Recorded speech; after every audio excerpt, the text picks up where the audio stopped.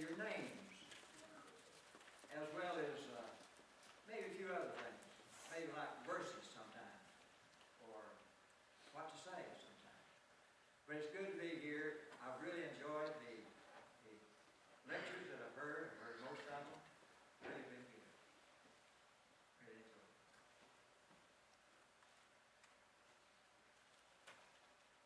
I want to read a few verses from the book of Hebrews that kind of goes right in with the song, right? That we just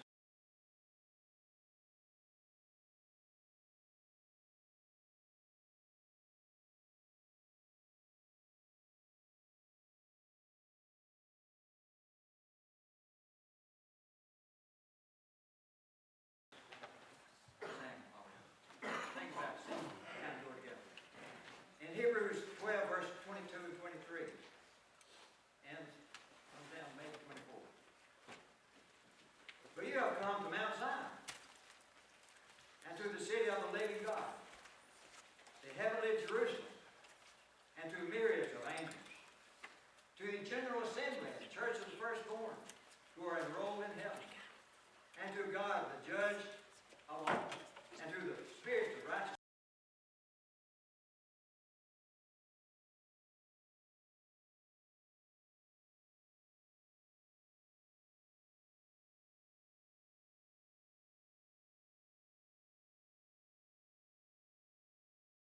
men made perfect, and to Jesus, the mediator of the new covenant, and to the sprinkle of blood, which speaks better than the blood of Abel. See to it that you do not refuse him who is speaking. That's Jesus. Don't refuse him. He's been cast out of a lot of places. He's been refused to a lot.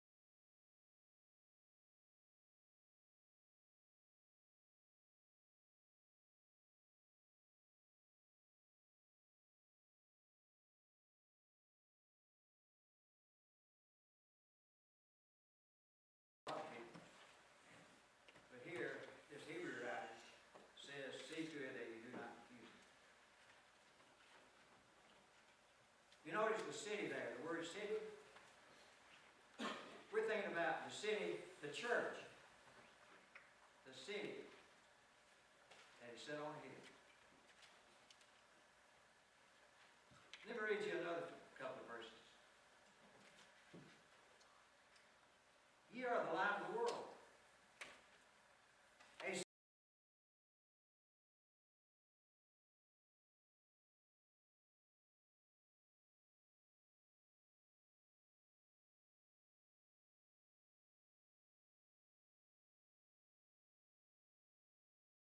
city that is set on a hill cannot be hid. Neither do men light a candle and put it under a bushel, but on a candlestick. And it gives light to all that are in the house. Let your light so shine before men that they may see your good works and glorify your Father which is in heaven. Part of Christ's Sermon on the Mount. John the Baptist and Jesus have been going throughout many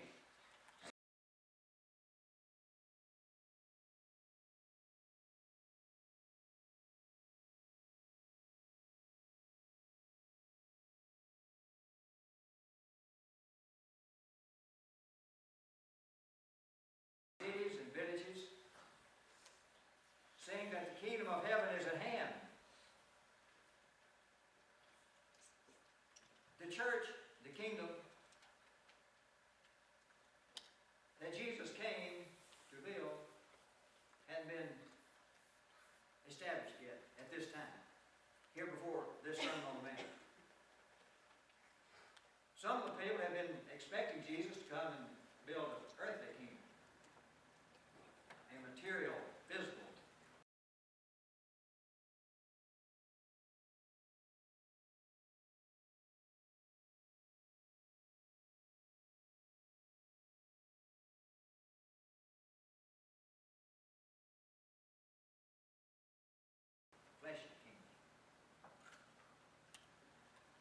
thought Jesus was going to reign here upon the earth in a similar way in which Saul and David and Solomon had reigned.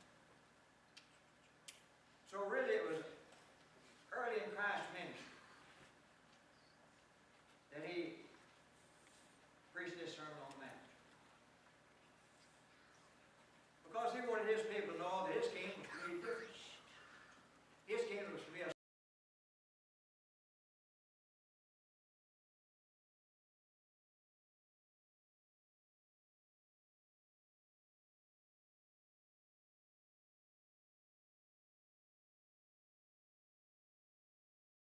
spiritual kingdom.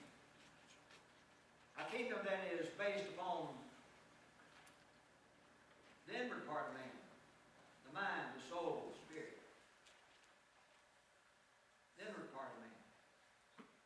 Not on just the palaces and land and a lot of external laws and things of that nature.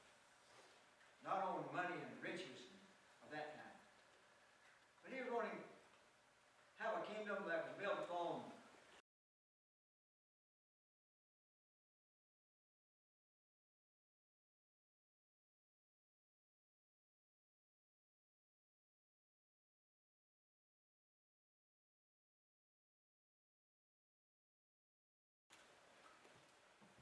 good morals, the morals that God would have us live by. And that we would think right and have the love for each other and the forgiveness with each other, among each other, the patience.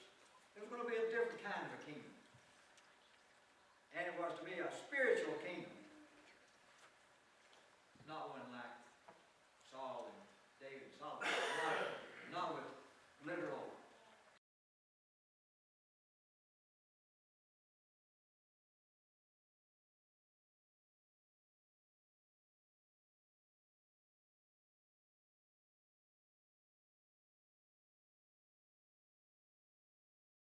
swords and spears. Not that.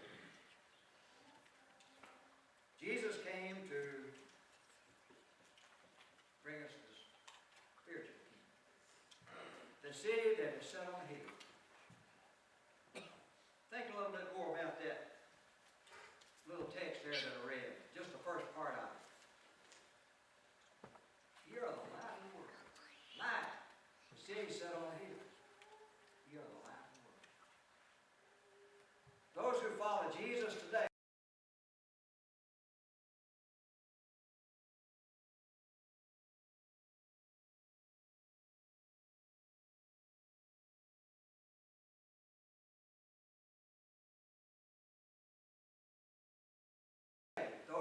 Jesus back then were to be the light of the world. Jesus himself said in John 8 verse 12, I am the light of the world. He that follows me shall not walk in darkness, but shall have the light of life. That's the kind of Savior. That's the kind of Savior we have. One who is the light of the world. I mean, the one that you can see and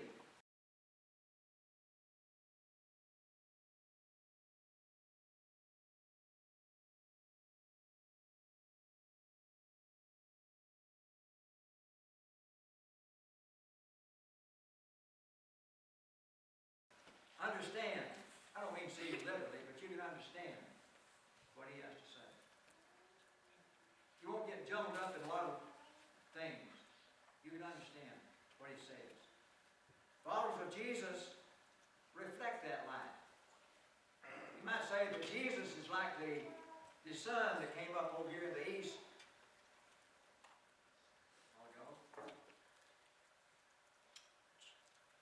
Jesus, like that sun, you and I are like the moon.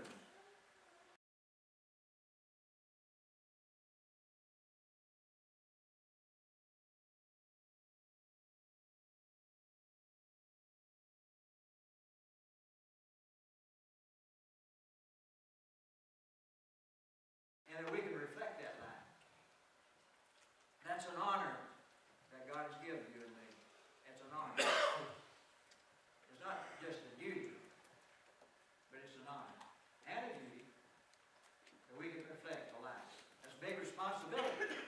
challenge that we have to be the light of the world, reflecting the light of Jesus.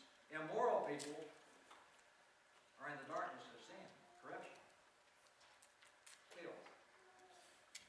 Immoral.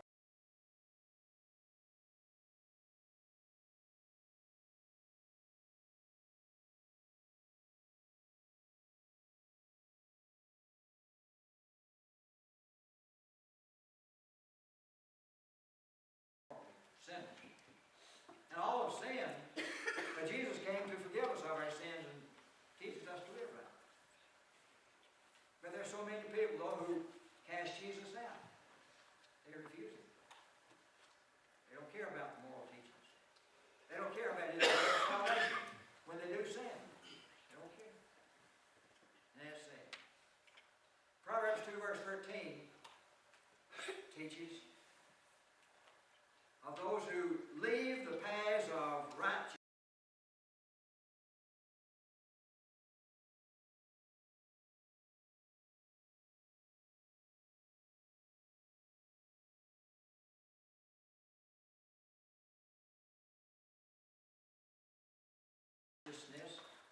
to walk in the ways of darkness. Therefore it be dark, morally, spiritually. Jesus said in John 3 verse 19, and this is the condemnation, that light is come into the world, and men love darkness rather than light, because of these reasons. Isn't that sad? Jesus came to be the light of the world, but men didn't want that light.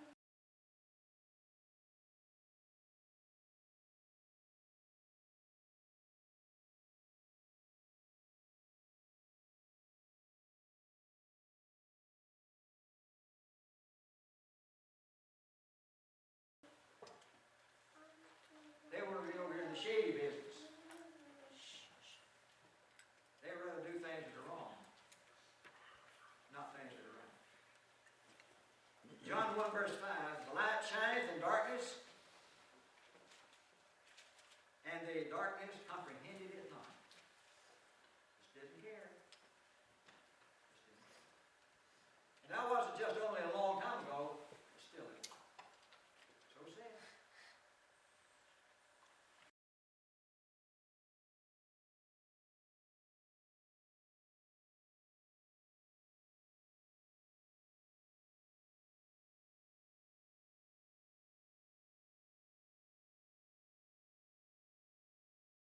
That's why we need to be the light of the world. Help our world to be a better world. Because there's so many people who are just living for the moment, for immediate pleasure, for immediate satisfaction of their lusts. And it's sad. So very sad. They do not think about the eternal consequences. They do not think about the judgment day. Heaven and hell.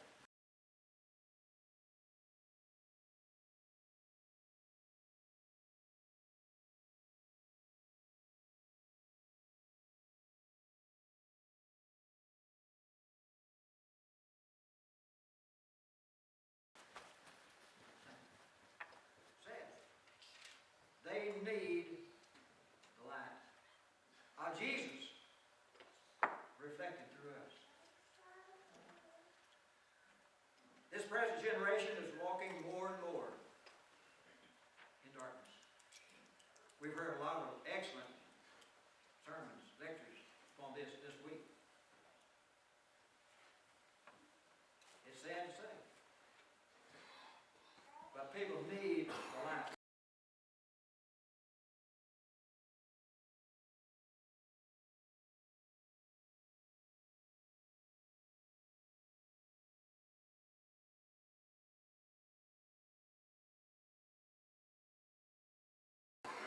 That you and I can shine. No, not shine, but we can let it shine. There's a slight difference there between shining our lights as if we're bragging or boasting. But we can let the light of Jesus shine through us. They need to hear that light.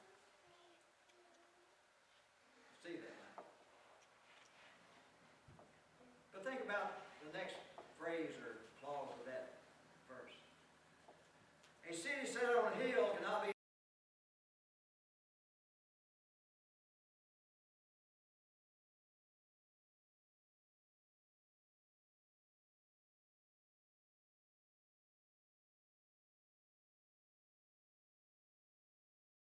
hid.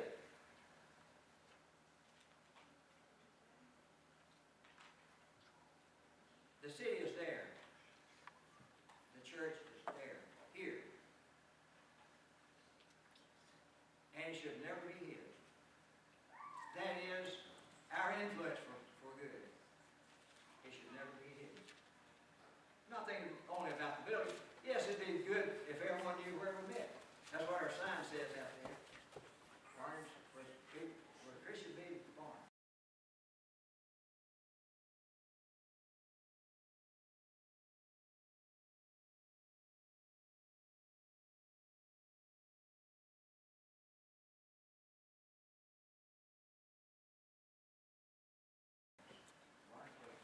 Where the Barnes Church meets. The city that is set on a hill is a light to any community. Should be. Wherever that hill is, wherever that church meets, that should be a light. And as Christians, individuals go out, they're reflecting the light of Christ. When Jesus began his Sermon on the Mount, he was still preaching that the kingdom of heaven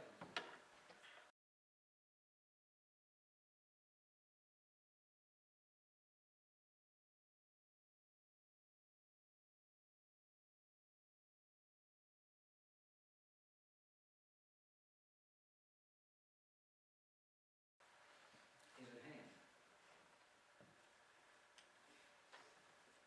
But he said later that he will build his church. And he said he would give the keys. Well, primarily told Peter to every give it to the other apostles. Whatsoever thou shalt bind on earth shall be bound in heaven. Whatsoever thou shalt loose on earth shall be loosed.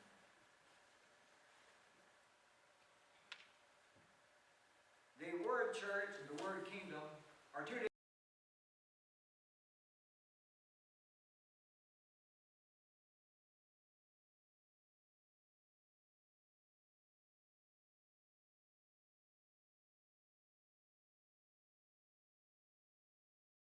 different words. They refer to the same institution. Two different words. They're in that context. Upon this rock I'll build my church, and I'll give it thee the keys of the kingdom. Okay. Same institution. The word city can be used as the church too. The city can be, because we are a collection of individual Christians. We can know some more about this as we're going through the lesson. Think about this statement here. And we want to think about what is up.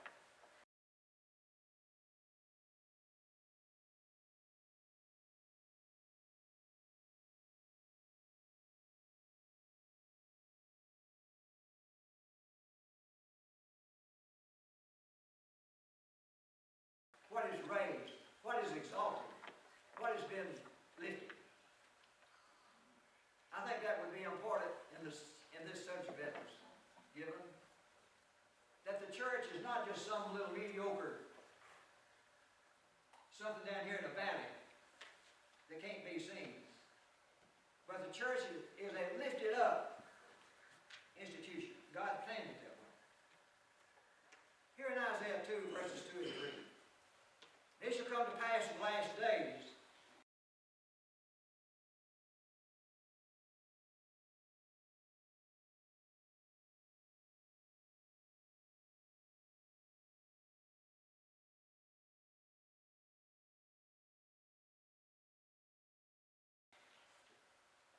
that the mountain of God, that the mountain of the Lord's house shall be exalted in the top of the mountains, and shall be exalted above the hills, and all nations shall flow into it. And many people shall go and say, let us go up to the mountain of the Lord, to the house of the God of Jacob. For he will teach us of his ways, we will walk in his paths, for out of Zion goeth forth the law. Goeth forth the law. And the word of the Lord from Jerusalem. It was to be an exalted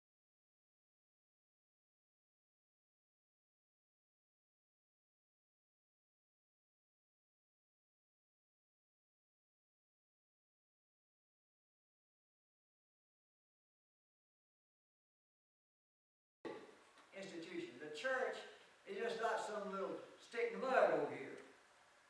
And all of us need to realize that more and more. It is in God's eternal plan of salvation. The church is. It's a city set on a hill, a big hill, an exalted hill. I notice here in the prophecy here of Isaiah, those verses 2 and 3, 2 and 3, that it will come to pass in the last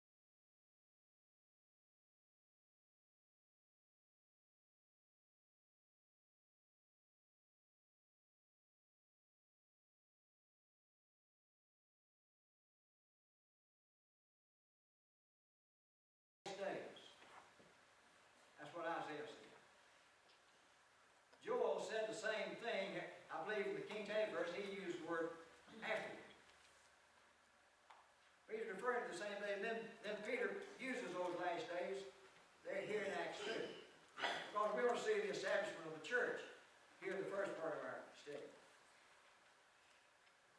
This is that which was spoken of by the prophet Joel. Peter was preaching here in Acts 2. This is that which was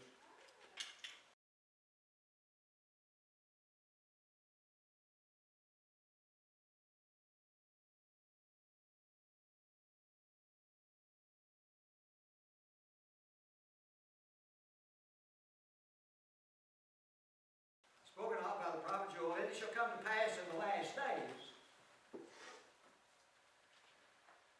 saith God, that I will pour out my spirit out of all. I will pour forth my spirit upon all flesh, all mankind, in the last days. The last days refer to that period of time here upon earth when Jesus began his kingship there in heaven, at the right hand of God. When he became king, that was the beginning of the last days.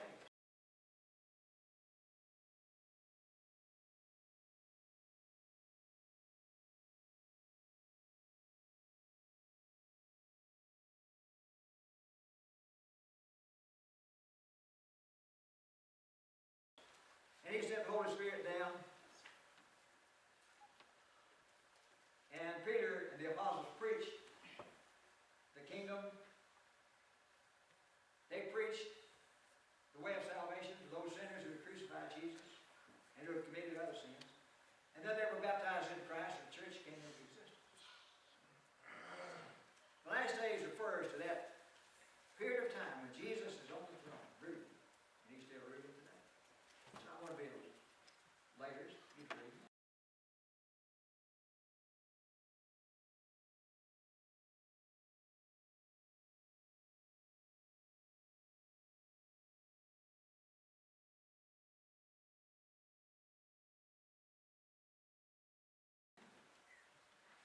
This can be seen in several places. Matthew 28:18 through 20, Hebrews 1, verse 3, and other places. Acts 2, 16, 17. In these last days, Jesus is ruling. The Lord's house shall be established in the top of the mountains, and shall be exalted above the hills. But it says house. The Lord's house. Now what's he talking about? Look. Think about it. The Lord's house.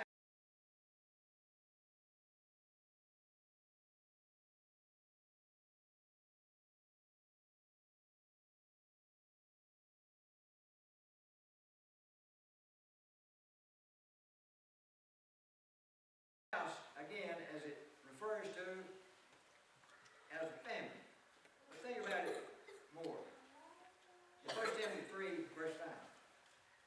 The house of God, which is the church of the living God, the pillar of the ground of the truth. When that house was to be exalted, that's the church to be exalted. But look at the word house again. We can read in 1 Corinthians 1:3 of the house of Chloe.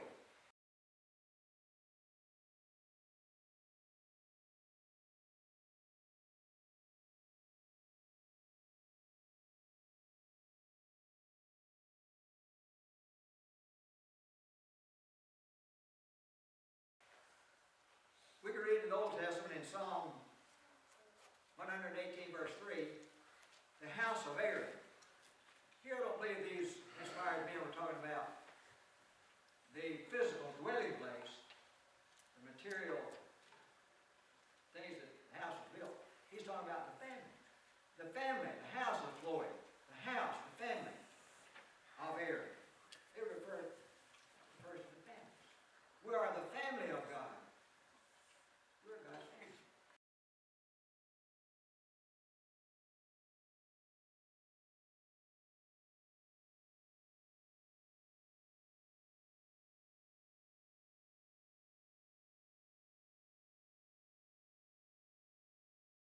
He is our father. We are his children. Also in 1 Peter 2 verse 5, he also has lively stones or built up a spiritual house, a holy priesthood to offer up spiritual sacrifices acceptable to God by Jesus Christ. The church is different from the Old Testament material kingdom. The church is a spiritual kingdom.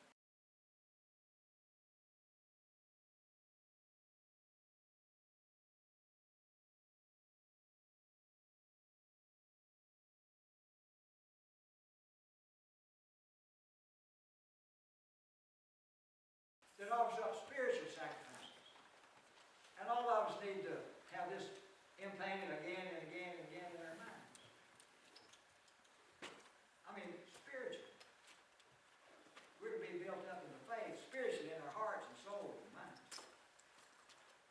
The Lord's house is the Lord's spiritual family. His people, his city, set on a hill. A city that is exalted above the hills, and all nations shall flow.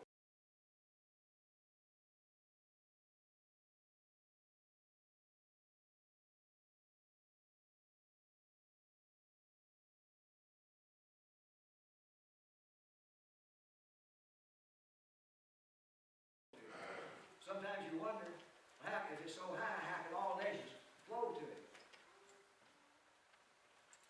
Because we're thinking about spiritual. It's spiritually high. And all nations can be drawn to it, flow to it.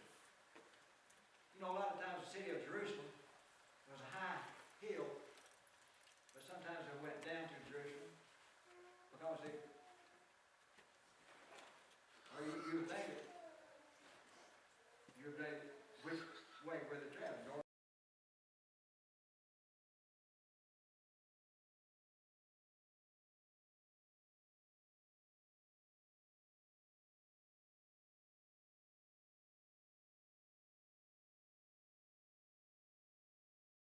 east, south, or west.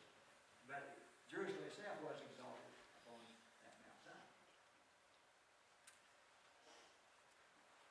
Jesus said, again back in our text there, that part there, city set on a hill. It is a set on a hill. Again there in Matthew 5, verse 14. We as the church today, it's already come into existence.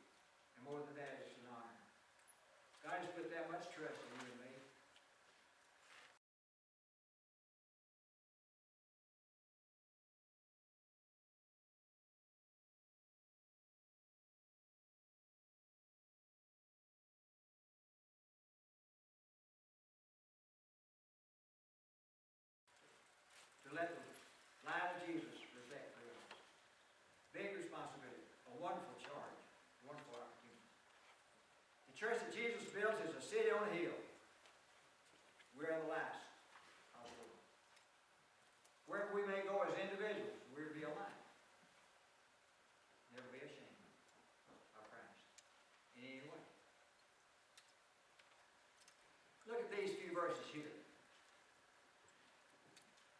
To the church at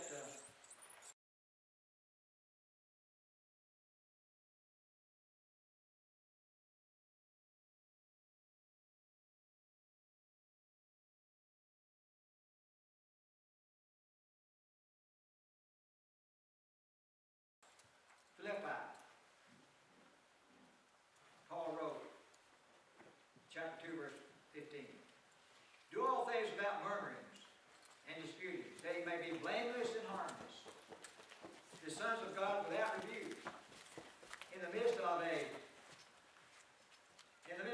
crooked and perverse generation. This translation here, crooked and perverse nation, among whom ye shine as lights in the world.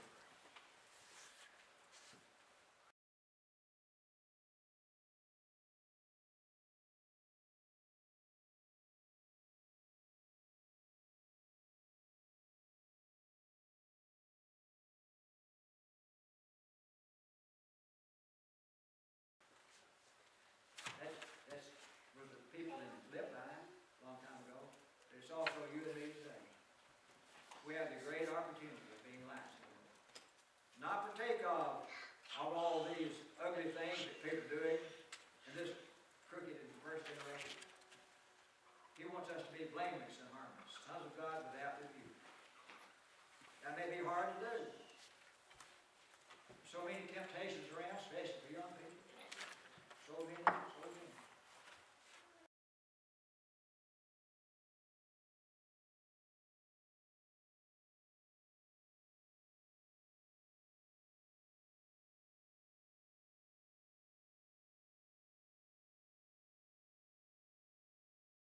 But still, there's our responsibility.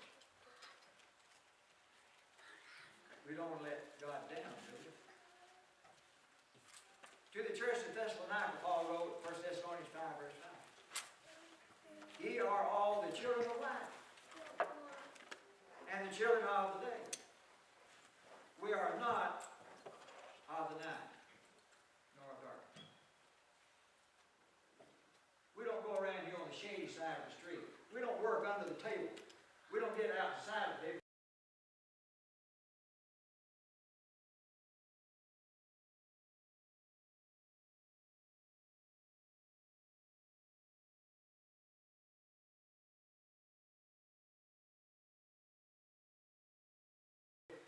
Christians are those who were to be seen. Not that they want to show off. But they do want to, Christians, we should be those who are reflecting Christ. His way. His love. His humility. His carrying out the will of His Father.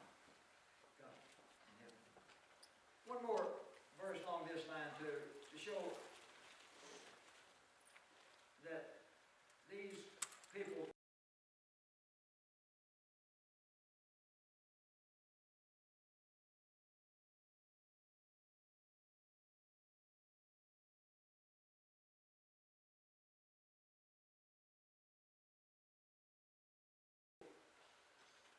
as the church had a big responsibility being alive. We know there at Philippi and Thessalonica, to the church at Rome, Paul wrote in Romans 13, verse 12, the night is far spent, the day is at hand.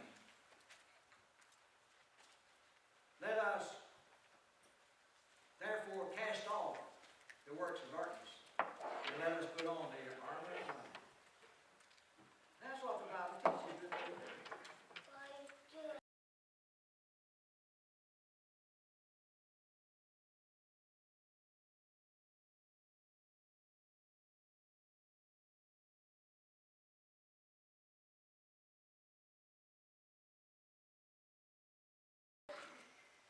And again, let me emphasize what an honor. Responsibility. But we can't just go along with the world. We can't just follow the crowd. We're to be humble, pure, godly, righteous people who let Christ's light shine through us. The Church of Christ is the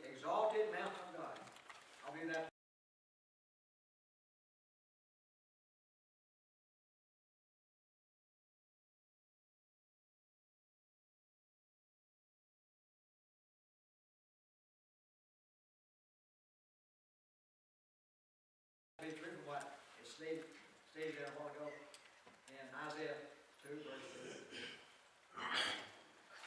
The church that Jesus built is like a big mountain. Tall, wide, has a big foundation at the bottom. Can't blow it over.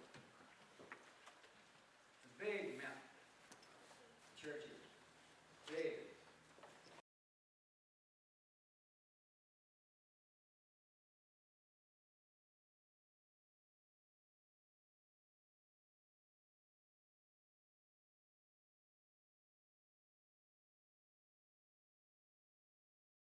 Like that. The church as a city is highly elevated in value. It's worth a lot. We think about a city set on a hill. It's worth a lot. Look at it. Jesus was the architect of it. And he knew how to build it, and he built it like he wanted it to be. None of us have the right to change it.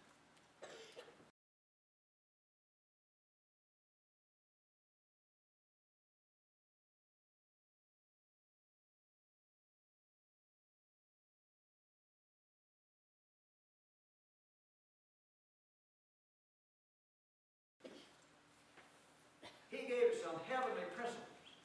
You might say some lofty ideas. They're his ideas that we have recorded here in this book. You and I are that city on that hill that was built by Jesus. Jesus is the head of that city on the hill. He is the head of that exalted mountain of God.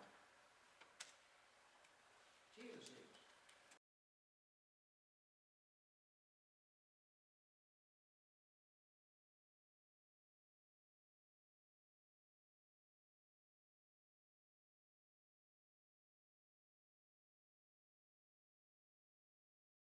Colossians 1,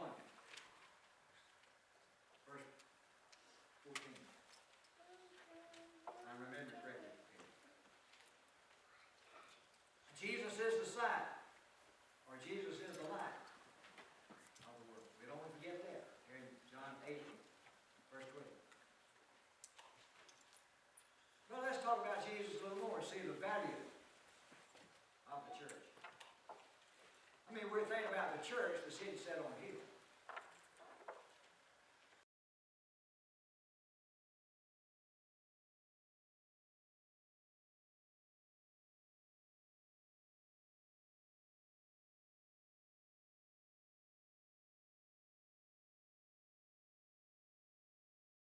Other foundation can no man lay than that which is laid, which is Jesus Christ. 1 Corinthians 3:11. He also goes on in the Ephesian letter. Ye are fellow citizens with the saints and of the household of God, and are built upon the foundation, of the apostles and prophets, Jesus Christ himself being the chief cornerstone. That's why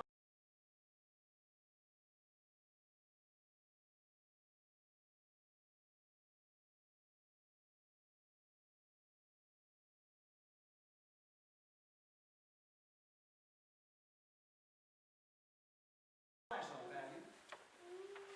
Look who built it. Look who is the chief cornerstone. Look who's the head of it. Look who bought it. He gave his blood for it. And he shed his blood so that it could be bought back again.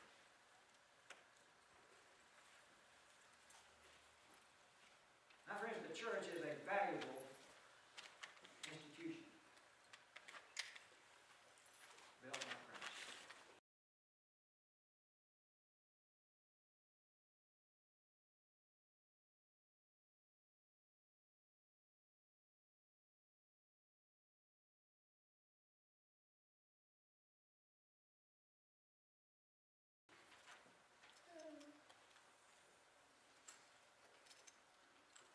church is a city set on a hill. And it will shine. It was just built to shine. If we let it shine. Used to, we sing the song, you know, this little light of mine, I'm going to let it shine. Hide it under a bushel? No.